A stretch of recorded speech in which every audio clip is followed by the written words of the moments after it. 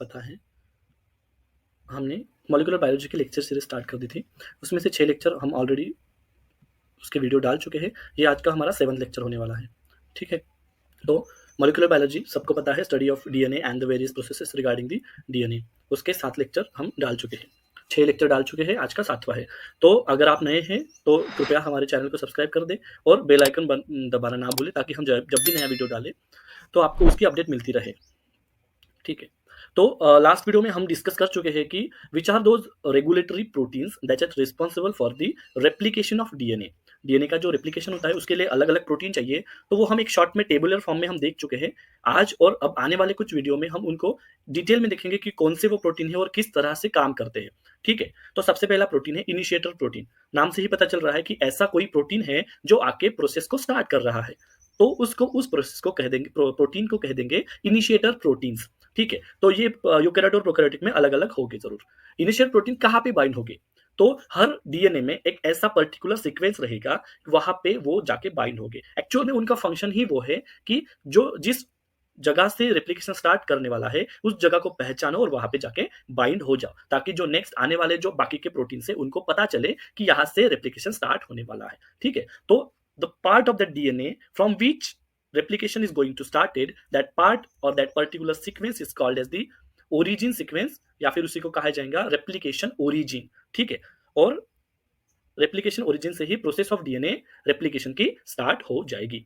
Generally जो ये sequence होता है वो एटी रिच सीक्वेंस होता है, क्योंकि ए और टी एडेनिन और थाइमिन के बीच में डबल हाइड्रोजन बॉन्ड होता है, उनको तोड़ना ट्रिपल हाइड्रोजन बॉन्ड के कंपैरेटिवली इजी है, इसीलिए वो एटी रिच होते हैं वो सीक्वेंसेस जनरली। ठीक है, तो प्रोकैरियोट और यूकेरियोट में क्या कौन से होते हैं, तो नाम तो हमको पता है, डीएनए ए और ORC 1 to 6। ठीक है, तो डीएनए ए, वहां पे तुम ध्यान देना जरूर कि डीएनए ए में से जो एन और ए जो है, ठीक है, एन और ए जो है ये वाला, ये कैसा है, ये वाला एन और ए स्मॉल लेटर में लिख रखा है। इसका ये मतलब है कि ये प्रोटीन का नाम है। अगर मान लो DNA तीनों के तीनों अगर कैपिटल लेटर में लिखे रहे होते तो इसका मतलब हो जाता वो डीऑक्सीराइबोन्यूक्लिक एसिड अपने डीएनए। ठीक है, तो ये इनिशिएटर प्रोटीन का काम करेगा प्रोकैरियोटिक सिस्टम में, और यूकैरियोटिक सिस्टम में ORC1 यानी ओरिजिन रिकॉग्निशन कॉम्प्लेक्स, यानी प्रोटीन का ऐसा complex which recognises the origin, जहां से स्टार्ट होने वाला है उसको रिकॉग्नाइज करने वाला, इसलिए ओरिजिन रिकॉग्निशन कॉम्प्लेक्स 1 to 6। इसका मतलब होता है कि वो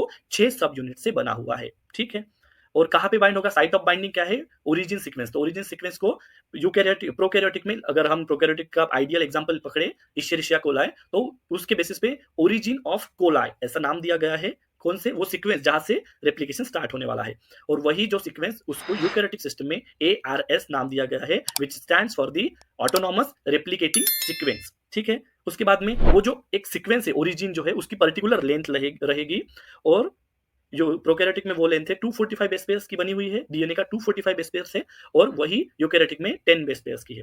तुम सोचोगे यूकैरियोटिक का डीएनए तो प्रोकैरियोटिक के कंपैरेटिवली बहुत लंबा है, फिर भी ये इनिशिएटर छोटा क्यों है, क्या हो सकता है रीजन, तो इसका रीजन ये है कि यूकैरियोट्स में नंबर ऑफ ओरिजिन जो है वो ज्यादा रहते हैं, लेकिन प्रोकैरियोटिक में सिर्फ एक ही रहता है। एक ही ऐसा जो सीक्वेंस है वहां से स्टार्ट हो सकती है रेप्लिकेशन की प्रोसेस। ठीक है, तो ये जो इनिशिएटर प्रोटीन है वो कहां से एनर्जी प्राप्त करते हैं, एटीपी से करते हैं, दोनों के दोनों। ठीक है, तो देखो प्रोकैरियोटिक में ऐसा दिखाया गया है, देखो ये अगर मान लो प्रोकैरियोटिक का जो स्क्रीन पे दिखाया गया है ये पूरा डीएनए है, प्लाज्मिड है। ठीक है, जो एक्स्ट्रा सर्कुलर डीएनए रहता है, तो ये देखो ओरिजिन ऑफ रेप्लिकेशन यहाँ पे दिखाया गया है। ठीक है, तो इसका मतलब ये है कि जो भी प्रोसेस है वो एक ही जगह से, इसी जगह से स्टार्ट होगी, और यूकैरियोटिक के केस में ओरिजिन ऑफ रेप्लिकेशन बहुत सारे हो सकते हैं। ठीक है, ठीक है, तो अब क्या है, और एक प्रोसेस स्टार्ट हो गई, इनिशिएटर प्रोटीन आके बाइंड हो गई, यानी उसने अब एक इंडिकेशन दे दिया कि अब प्रोसेस स्टार्ट करनी है। तो प्रोसेस स्टार्ट करने के लिए सबसे इंपॉर्टेंट एंजाइम रहता है हेलिकेज एंजाइम। उसके बारे में तुम तब तक सोचो कि हेलिकेज का काम क्या है।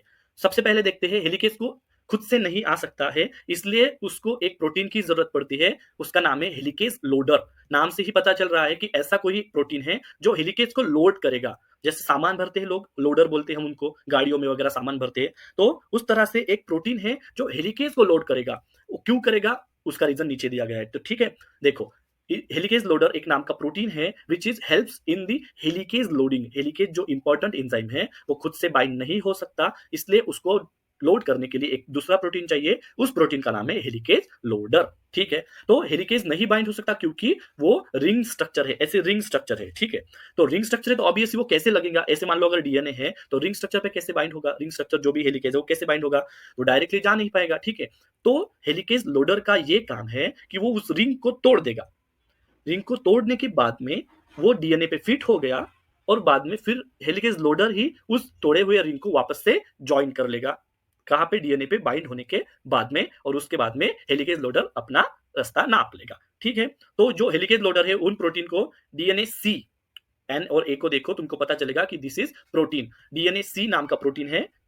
सॉरी ये उल्टा हो गया, ये प्रोकैरियोटिक में है, प्रोकैरियोटिक में डीएनए सी है और यू उल्टा कर लो ऐसे, और यूकैरियोटिक में सीडीसी 6 और सीडीटी 1 ये एंजाइम्स के नाम है जो which acts as a helicase loader. ठीक है, और तुमने देखा होगा इन सबके ब्रैकेट्स में इनके सामने एटीपी लिख रखा है, तो जो तोड़ने और जोड़ने के लिए, हेलिकेज को तोड़ने और जोड़ने के लिए लोडर को कुछ एनर्जी चाहिए, वो that energy used to be obtain from ATP. Okay, ठीक है, अब लोडर ने अपना काम कर दिया, हेलिकेज को लोड कर दिया। अब हेलिकेज क्या करेगा, देखो यहां पर हेलिकेज क्या करेगा, it unwinds the double stranded DNA into single stranded DNA, double strand का डीएनए है उसको अनवाइंड करेगा और सिंगल स्ट्रैंड डीएनए में कन्वर्ट कर देगा, पूरा का पूरा नहीं, प्रोसेस को स्टार्ट कर देगा। तुमको समझ आएगा आगे जो इमेजेस मैंने डाल रखी है उसमें से समझ जाएगा। हेलिकेज के बारे में अगर देखा जाए तो हेक्सामेरिक है, हेक्सामेरिक नाम से ही पता चल रहा है कि 6 सब यूनिट से बना हुआ है, और क्या है, एटीपेज एक्टिविटी है। एटीपेज एक्टिविटी का मतलब होता है कि वो एटीपी को यूज करके, मतलब करेगा किसी काम के लिए, तो वो एटीपी का, हेलिकेज का काम क्या है, डीएनए के बीच में जो हाइड्रोजन बॉन्ड्स है उनको तोड़ना,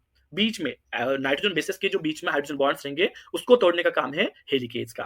तो उसको तोड़ने के लिए उसको एनर्जी जो चाहिए वो कहां से मिलेंगी, एटीपी से। ऑलरेडी हम डिस्कस कर चुके हैं कि ये रिंग शेप्ड है और लैगिंग स्ट्रैंड पे बाइंड होता है, ये बहुत इंपॉर्टेंट पॉइंट है जो शायद तुमको यहाँ पे ना समझे, आगे चल के समझ जाएगा, हमारे साथ जरूर जुड़े रहेगा। ठीक है, तो लैगिंग स्ट्रैंड का भी ये मतलब है कि वहां पे तुमको पता होगा ओकाजाकी फ्रैगमेंट्स फॉर्म होते हैं, टुकड़े टुकड़ों में जो एक स्ट्रैंड फॉर्म होता है उसको लैगिंग स्ट्रैंड कहा जाता है। तो हेलिकेज जिस स्ट्रैंड पे बाइंड होगा, आगे चल के at the end of the replication, आगे चल के वहां पे ओकाजाकी फ्रैगमेंट्स फॉर्म होंगे, और इसीलिए वो कहा गया है कि हेलिकेज जो है वो लैगिंग स्ट्रैंड पे बाइंड होगा। ठीक है, तो हेलिकेज प्रोकैरियोटिक सिस्टम में डीएनए बी, और मतलब प्रोटीन है वो डीएनए बी, और यूकैरियोटिक में एमसीएम 2 to 7। अब इसमें 1 to 6 या फिर 1 to 7 नहीं कहा गया है, 2 to 7 कहा गया है, तो 2 और 7 यानी वो भी 6 सब यूनिट का बना हुआ है। हम पहले ही बोल चुके हैं कि हेलिकेज इज हेक्सामेरिक। ठीक है, इसका मतलब होता है माइक्रोक्रोमोसोम मेंटेनेंस। ठीक है, देखो यहाँ पे देख लो कि ये सिर्फ अपना क्या है, हेलिकेज है, ओनली हेलिकेज। ठीक है, रिंग स्ट्रक्चर दिया गया है, 6 सब यूनिट दिए गए हैं। ठीक है, फिर अब इसको जाना है, डीएनए पे बाइंड होना है, तो डीएनए पे तो ऐसे ही बाइंड होगा, उसको चाहिए लोडर, फिर लोडर ने एंट्री ली, लोडर ये ब्लू कलर का जो दिखाया गया है वो है अपना लोडर। तो हेलिकेज लोडर ने और हेलिकेज ने दोनों ने मिलकर एक कॉम्प्लेक्स फॉर्म कर लिया। ठीक है, अब उनको पता ही नहीं है कि डीएनए पे कहां बाइंड करना है, वो कौन बताएगा, सबसे पहला जो हमने प्रोटीन डिस्कस किया था दैट इज इनिशिएटर प्रोटीन, वो आके अब बताएगा, वो पहले जाके बाइंड होगा कि देखो यहाँ पे से तुमको प्रोसेस स्टार्ट करनी है। तो अब एंट्री किसने ली, इनिशिएटर ने, ओरिजिन ऑफ डीएनए पे वो बाइंड हो गया, और जहां पे बाइंड हो गया वहां पे लोडर ने हेलिकेज को जाके लोड करवा दिया। ठीक है, अब दोनों का काम हो गया, तो इनिशिएटर भी निकल गया, लोडर भी निकल गया। अब ये जो पीछे दिया गया है वो है अपना डीएनए, और ये जो एंजाइम है वो क्या है, हेलिकेज एंजाइम, अब वो अपनी प्रोसेस स्टार्ट कर देगा। ठीक है, देखो अब हेलिकेज यूकैरियोटिक सिस्टम के बारे में अगर थोड़ा सा सिलेक्टिव देखें तो देखो यहाँ पे पहले ओरिजिन रिकॉग्निशन कर लिया ओआरसी कॉम्प्लेक्स ने, ओरिजिन रिकॉग्निशन कॉम्प्लेक्स ने। ठीक है, फिर ये हो गया इनिशिएटर प्रोटीन, फिर अब आ गए अपनी ये दोनों लोडर। एक्चुअल में ये थोड़ा सा दिखाने में गलत है कि इन्होंने दिखाया पहले लोडर आ गया फिर बाद में एमसीएम आया, मतलब हेलिकेज आया। एक्चुअल में सीडीटी पहले जाके बाइंड हो जाता है, उसके बाद में सीडीसी 6 वो एमसीएम के साथ आता है, यानी लोडर को लेके आता है और यहाँ पे जाके बाइंड करवा देता है, और तीनों मिलके इन्होंने जो स्ट्रक्चर फॉर्म किया उसको बोल देंगे प्री रेप्लिकेशन कॉम्प्लेक्स, यानी अभी तक रेप्लिकेशन स्टार्ट नहीं हुआ, अब जाके जब ये निकल जाएंगे हेलिकेज अपना काम शुरू कर देगा, यानी रेप्लिकेशन स्टार्ट हो जाएगा। ठीक है, ये देखो यहाँ पे ओरिजिन था, ये यहाँ पे बाइंड हुआ पहले इनिशिएटर प्रोटीन, फिर लोडर ने हेलिकेज को लाया, और फिर जब हेलिकेज अपना काम शुरू किया तो ऐसे उन्होंने यहाँ पे जो आगे जो बाइंडिंग दिखाई गई ये नॉर्मल है, और यहाँ पे इन्होंने हेलिकेज ने अपना काम कर लिया और बॉन्ड्स तोड़ने शुरू कर दिए, इसलिए फिर ऐसा ओपन हो गया। तो ये स्ट्रक्चर कौन सा क्या फॉर्म हो गया लास्ट लेक्चर में मैंने बताया था, अगर नहीं पता है तो पिछले वीडियो जाके देख लो। ठीक है, ये आज के बारे में हो गया। तो नेक्स्ट वीडियो में हम और प्रोटीन के बारे में डिस्कस करेंगे। वो है एसएसबी प्रोटीन यानी सिंगल स्ट्रैंडेड बाइंडिंग प्रोटीन, उसका क्या फंक्शन है और वो क्या कौन से प्रोटीन है, यूकेरियोटिक में कौन से, प्रोकैरियोटिक में कौन से, और प्राइमेज क्या है, क्या काम करता है, उसकी क्यों जरूरत पड़ती है, और उसके बाद में डीएनए पॉलीमरेज का शायद से मैं सोच रहा हूँ कि एक सेपरेट वीडियो बनाऊं, क्योंकि वो बहुत वास्ट है, बहुत सारे टाइप्स है उसमें। तो आज के लिए बस इतना ही। हमारे चैनल को ऐसे ही जुड़े रहिए हमारे साथ और पढ़ाई करते रहे, ठीक है। चलो, थैंक यू।